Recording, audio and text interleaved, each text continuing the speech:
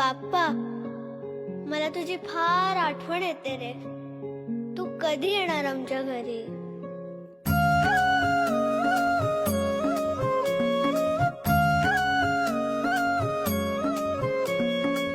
देवा तुझ्याच साठी उघडून दार, वाट पाहून झाली फार.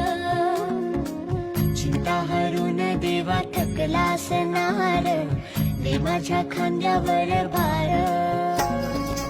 थोडा इथं